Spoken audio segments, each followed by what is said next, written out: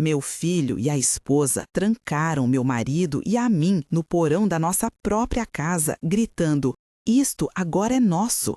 Sentada na umidade, ouvi meu marido sussurrar: "Fica quieta, eles não fazem ideia do que existe atrás daquela parede."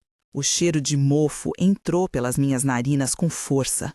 Umidade, terra, madeira podre. Eu estava sentada no chão frio do porão, com as costas encostadas na parede de tijolos ásperos que arranhavam minha blusa. Minhas mãos tremiam, não de medo, de raiva, de indignação. Acima da minha cabeça, ouvi os passos pesados do meu filho e da minha nora andando pela casa. Minha casa, a casa que eu limpei, cuidei, amei por 43 anos. Do meu lado, meu marido, o Arnaldo, respirava com dificuldade. Ele tem 78 anos, problema no coração, pressão alta, as pernas já não sustentam ele como antes. E mesmo assim, o nosso próprio filho tinha nos empurrado escada abaixo, trancado a porta, virado a chave. Eu ainda ouvia a voz do Eduardo ecoando na minha cabeça. "Agora chega, vocês tiveram tempo demais, esta casa agora é nossa." A Fernanda, minha nora, tinha rido, uma risada fria de quem finalmente conseguiu o que queria. "Vocês podem ficar aí embaixo um tempo para refletir, para entender que não adianta mais lutar." E tinha descido a escada, jogado uma garrafa de água no chão como se a gente fosse cachorro e subido de volta. A porta bateu, a chave girou. Silêncio. Eu olhei para o Arnaldo. Lágrimas desciam pelo rosto dele. Mas não eram lágrimas de desespero, eram lágrimas de decepção, de dor, de um pai que vê o filho virar monstro. Foi quando ele segurou minha mão, apertou com força e sussurrou bem baixinho, perto do meu ouvido: "Fica quieta, Helena, deixa eles acharem que ganharam, porque eles não fazem ideia do que existe atrás daquela parede." Meu coração disparou, olhei para ele. Seus olhos brilhavam, não de medo, de algo que eu nunca tinha visto antes. Segredo. E naquele momento, naquele porão escuro, frio, úmido, eu entendi que a guerra ainda não tinha acabado. Na verdade, ela estava só começando. Antes de eu te contar o que aconteceu depois, o que meu marido me revelou naquele porão e como eu consegui virar esse jogo, eu preciso te pedir uma coisa. Se você acredita que nenhum filho, por mais adulto que seja, tem o direito de humilhar os próprios pais, se você já viu ou viveu situação parecida, de filho querendo tomar casa, herança, dignidade, eu quero que você faça o seguinte agora. Se inscreve nesse canal, deixa o teu like, ativa o sininho e vai lá nos comentários e escreve começando com essa frase: "Nenhum filho tem o direito de humilhar os pais." E me diz de qual cidade e estado você está me ouvindo. Porque histórias como essa precisam chegar em outras mulheres, em outras mães que estão sendo pisadas, enganadas, expulsas das próprias casas. E cada comentário, cada like, cada inscrição me mostra que a gente não tá sozinha. Agora vem comigo.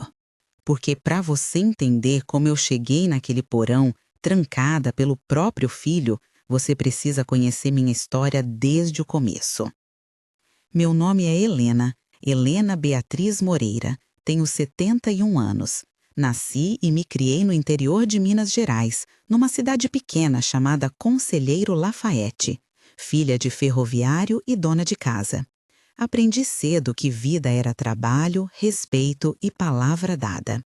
Conheci o Arnaldo quando eu tinha 22 anos. Ele era funcionário da Estrada de Ferro também, igual meu pai. Magro, alto, olhos claros, jeito sério, mas com um sorriso que derretia qualquer uma. A gente se casou 6 meses depois. Igreja pequena, vestido emprestado, festa na casa dos meus pais com bolo de fubá e guaraná. Moramos de aluguel os primeiros anos. Apartamento minúsculo, 1 quarto, cozinha do tamanho de um armário, mas era nosso. Eu trabalhava como professora primária, ele continuava na ferrovia. A gente juntava cada centavo. O Eduardo nasceu 3 anos depois do casamento. Parto difícil, eu quase morri. Mas quando colocaram aquele menino nos meus braços, chorando, vermelho, perfeito, eu jurei que ia dar tudo por ele. Tudo. E dei. Quando o Eduardo tinha 5 anos, aconteceu algo que mudou nossa vida. O pai do Arnaldo morreu, o seu Sebastião, homem sério, duro, trabalhador. Tinha uma casa grande e antiga de 3 andares no centro da cidade, casa de família, herança dos avós dele. Com porão, sótão, quintal enorme, pé de jabuticaba, biblioteca cheia de livros antigos. Essa casa era o orgulho da família Moreira. No testamento, seu Sebastião deixou a casa para o Arnaldo, o filho único, com uma condição: que a casa nunca fosse vendida, que ficasse na família, que fosse passada de geração em geração. A gente se mudou para lá quando o Eduardo tinha 6 anos. Lembro do dia que entramos pela primeira vez, o cheiro de madeira encerada, o ranger das escadas, a luz entrando pelas janelas altas, os móveis antigos cobertos com lençol branco. Parecia casa de filme. Eu limpei cada canto, tirei o pó de cada móvel, lavei cada cortina, cuidei daquela casa como se fosse minha filha. E o Eduardo cresceu ali, brincando no quintal, subindo nas árvores, lendo os livros da biblioteca. Ele era um menino bom, carinhoso, inteligente, estudioso. Eu e o Arnaldo trabalhamos duro para dar estudo para ele.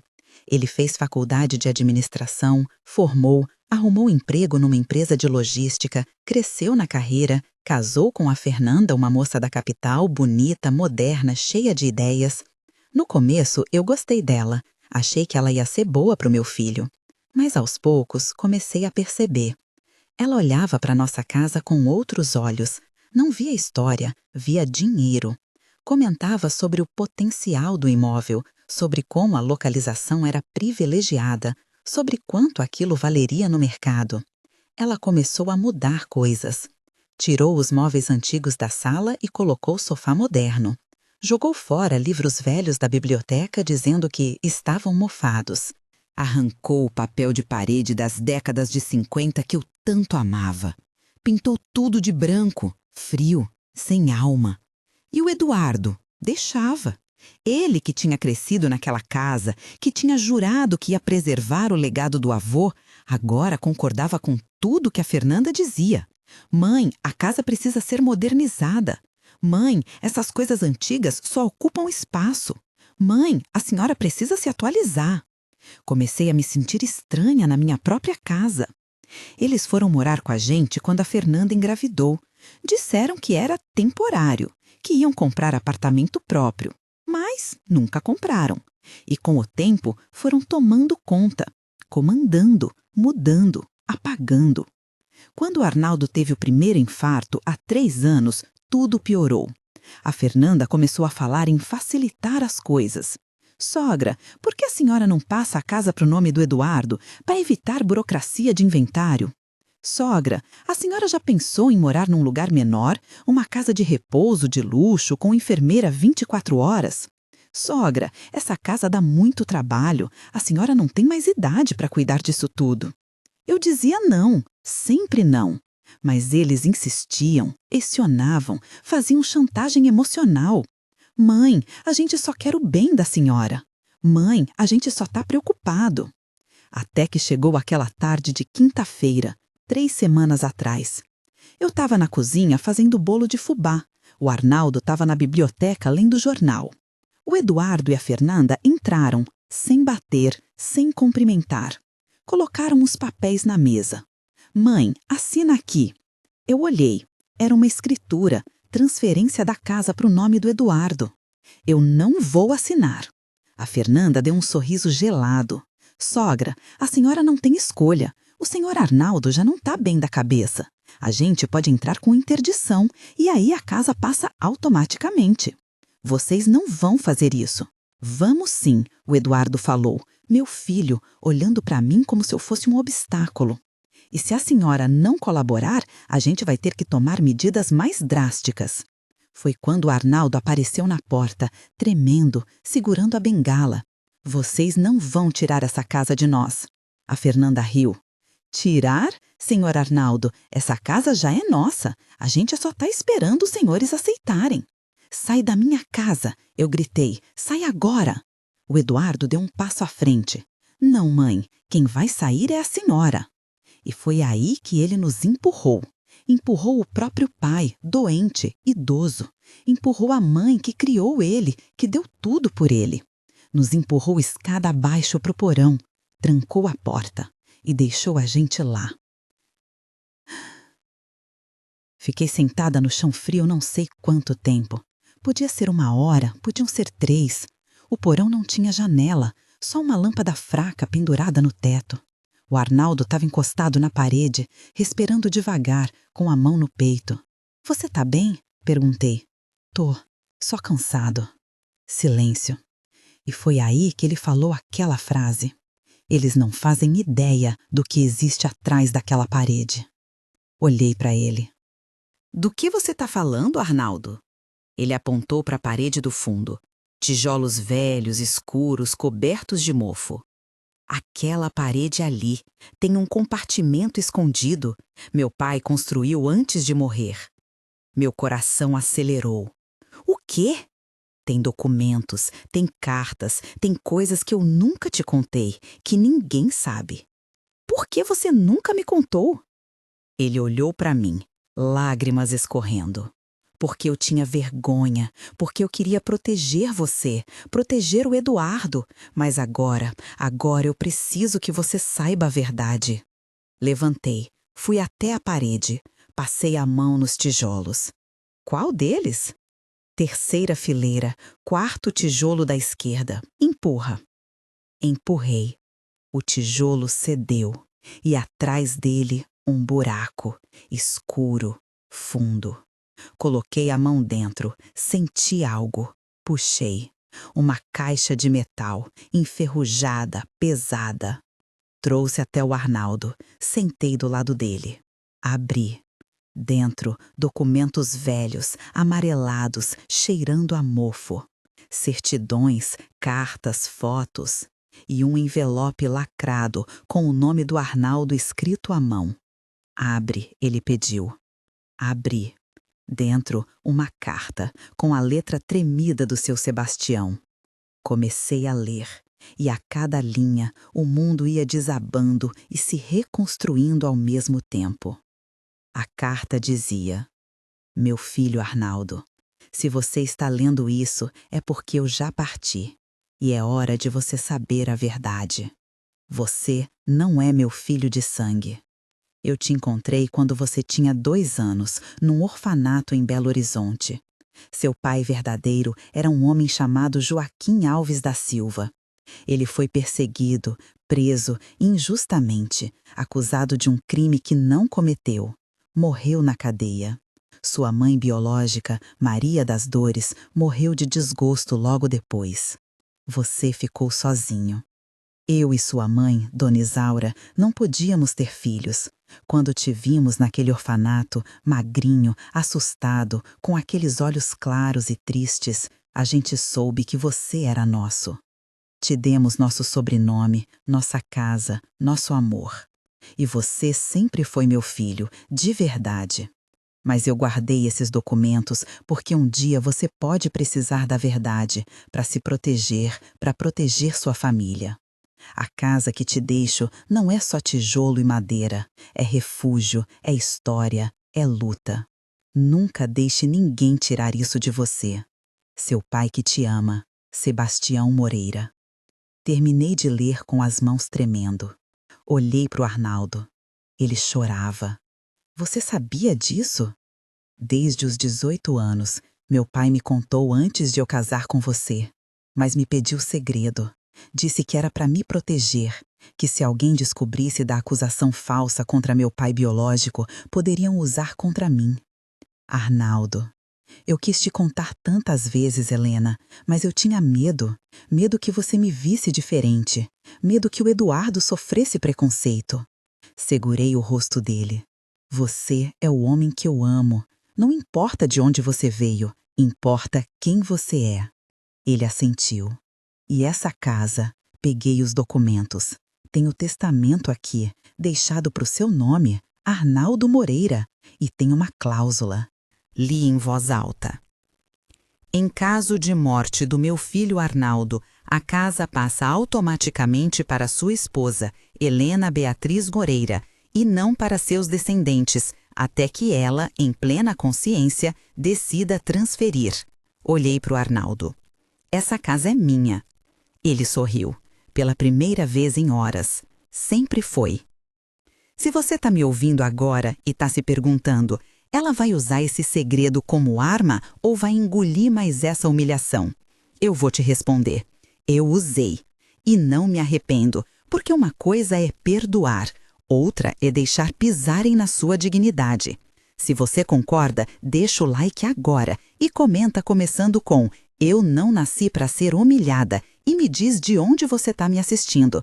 Porque histórias assim mostram para outras mulheres que a gente tem direito de reagir, que a gente não precisa aceitar tudo calada. Agora vem comigo que eu vou te contar como eu virei esse jogo. Fiquei ali no porão com o Arnaldo até de madrugada. A gente dormiu um pouco, encostados um no outro, com a caixa de documentos no colo. De manhã cedo, ouvi a chave girar. A porta abriu. A Fernanda desceu com uma bandeja, pão, café, como se a gente fosse prisioneiro. "Bom dia, sogra. Trouxe café. A gente precisa conversar." Levantei. Olhei para ela. "Não vou conversar nada. Abre essa porta agora." Ela riu. "Olha, a situação é a seguinte. A gente vai dar uma opção para a senhora. Ou a senhora passa a casa para o Eduardo de boa vontade e a gente garante um lugar legal para vocês morarem, ou a gente entra com processo de interdição, alegando que vocês não têm mais condições de cuidar do patrimônio. A escolha é da senhora." O Arnaldo tentou se levantar. Eu segurei ele. "Nós vamos sair daqui e vocês vão pagar por isso." A Fernanda deu de ombros. "Façam o que quiserem, mas aqui dentro quem manda somos nós." Ela saiu.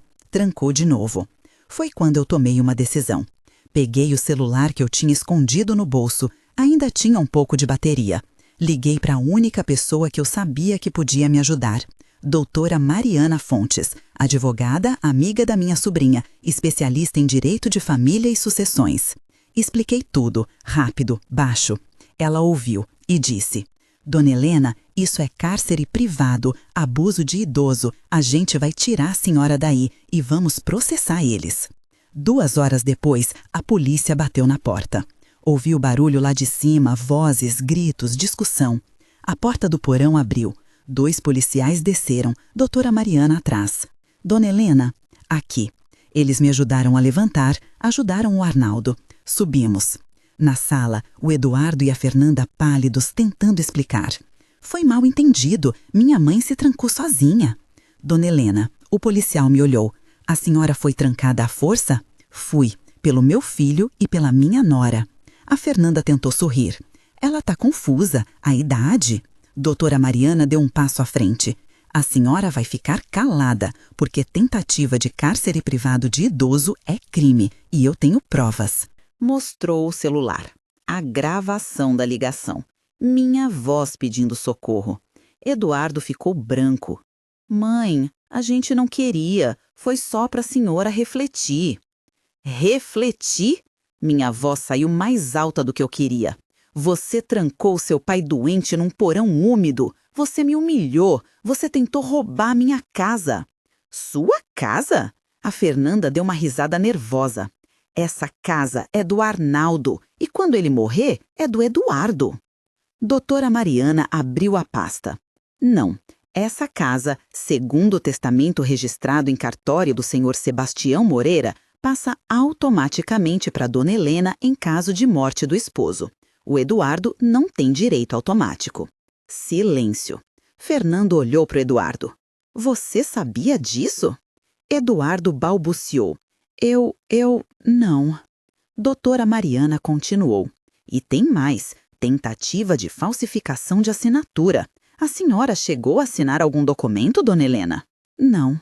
"Então, como é que apareceu uma procuração no cartório com a assinatura da senhora autorizando transferência de bens?" Olhei para o Eduardo. Ele desviou o olhar. Meu próprio filho tinha falsificado minha assinatura. Os policiais levaram eles para a delegacia, não para prender, mas para prestar depoimento. Eu e o Arnaldo ficamos, sozinhos, na nossa casa. Sentei no sofá, olhei em volta e chorei.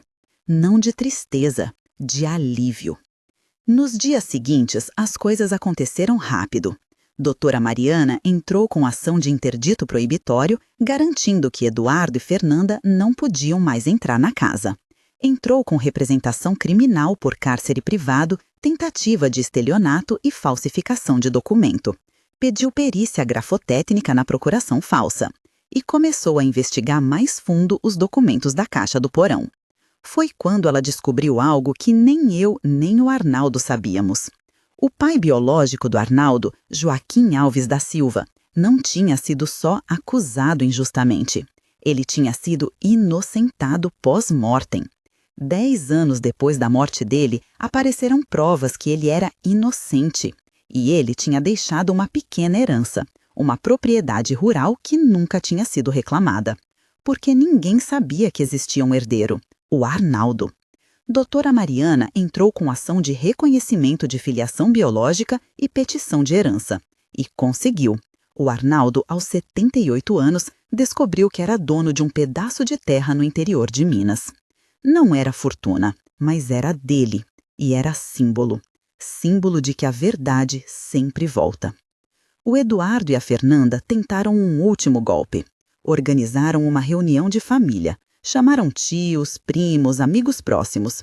Queriam pintar a gente como idosos manipulados por advogada interesseira. O Eduardo fez um discurso.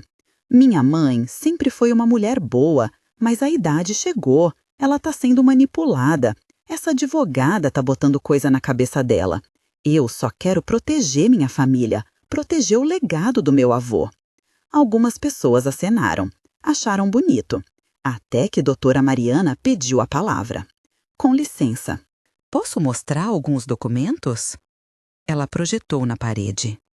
A procuração falsa, com a assinatura claramente forjada. O laudo grafotécnico confirmando falsificação. A gravação da ligação onde eu pedia socorro do porão. O boletim de ocorrência. E, por último, a carta do seu Sebastião. Leu em voz alta. Quando terminou, o silêncio era sepulcral. Até que uma prima do Arnaldo, a tia Glorinha, se levantou. Eduardo, eu te conheço desde que você nasceu e eu não acredito que você fez isso. Trancar seus pais, falsificar documento. Por quê? Por uma casa? Eduardo tentou responder, mas não conseguiu. Fernanda levantou. Olha, a gente não precisa ouvir isso. Vamos embora. Mas Eduardo não se mexeu. Ele olhou para mim. Pela primeira vez em semanas, realmente me olhou e começou a chorar. Mãe, eu não sei o que aconteceu comigo. Levantei, fui até ele. Você se perdeu, filho. Você esqueceu de onde veio. Esqueceu o que seu avô te ensinou. Que família não é patrimônio, é respeito. Ele soluçou. Eu sinto muito. Sentir não basta. Você precisa consertar. Fernanda puxou ele. Vamos embora, Eduardo. Eles viraram a família toda contra a gente. Não. Ele soltou o braço dela. Não foi eles. Fui eu. Eu que fiz tudo errado. Ela olhou para ele com desprezo. Se você não vem, eu vou sozinha. Então vai. Ela saiu batendo a porta. Eduardo ficou. Mas eu não deixei ele voltar para casa naquela hora. Disse que ele precisava de tempo para pensar, para mudar de verdade. Que amor de mãe não é passar pano, é cobrar caráter. Traço. Os meses seguintes foram difíceis. O Arnaldo piorou. O coração fraquejou de novo. Passou 2 semanas no hospital. Quando voltou para casa, estava mais fraco, mais cansado, mais em paz. Helena, eu não tenho medo de morrer, porque eu sei que você vai ficar bem, que a casa vai ficar bem. Segurei a mão dele. Você não vai morrer agora, a gente ainda tem tempo. Ele sorriu. A gente sempre acha que tem tempo. 3 meses depois, ele morreu, dormindo, sem dor. Eu chorei muito, mas também agradeci, porque ele tinha me dado a verdade, tinha me dado as armas para me defender, tinha me amado do jeito certo. O Eduardo apareceu no velório, sozinho. Fernanda tinha pedido divórcio. Ele se aproximou do caixão, ficou ali, parado, olhando para o pai. Depois veio até mim. Mãe, eu não mereço seu perdão, mas eu preciso tentar ser um homem melhor, pelo menos tentar. Olhei para ele. Você tem um longo caminho pela frente, filho. Eu sei. E eu vou estar aqui, mas com limites, com respeito, sem passar pano. Ele assentiu. É mais do que eu mereço. Braço. Hoje, 2 anos depois, eu moro sozinha nessa casa. Arrumei o porão, limpei, coloquei prateleiras, transformei num espaço de leitura, um lugar onde eu passo as tardes, lendo as cartas antigas, os documentos, a história da minha família. O Eduardo me visita, uma vez por semana, traz almoço, a gente conversa, devagar, reconstruindo. Ele nunca mais tentou falar de herança, de vender a casa, de me colocar em lugar nenhum.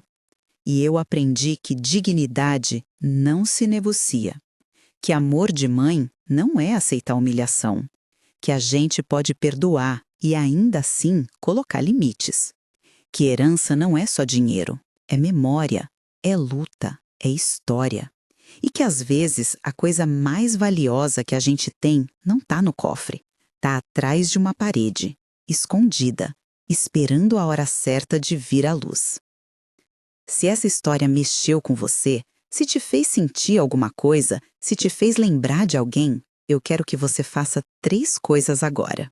Primeira, se inscreve nesse canal, deixa o teu like, ativa o sininho, porque a gente está construindo uma comunidade de mulheres que não aceitam ser pisadas, que sabem que dignidade não tem preço. Segunda, vai nos comentários e escreve começando assim: eu escolho dignidade. E me diz de qual cidade e estado você está me assistindo. E se você quiser, conta rapidinho se você já passou por abuso dentro da própria família, se já foi humilhada por filho, nora, genro, porque cada comentário desses ajuda outra mulher a abrir os olhos. Terceira, compartilhe esse vídeo, manda para o grupo da família, manda para sua mãe, para sua tia, para sua avó, para qualquer mulher que está passando por situação parecida, que está sendo pressionada a sair de casa, a passar patrimônio, a aceitar a humilhação. Porque informação salva, verdade liberta. Eu quase perdi tudo, minha casa, minha dignidade, meu marido. Mas eu lutei e venci. Não porque sou forte, mas porque eu escolhi não aceitar. E você também pode escolher.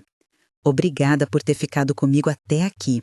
Um beijo no coração de cada uma. E lembra, você não nasceu para ser humilhada. Você nasceu para ser respeitada.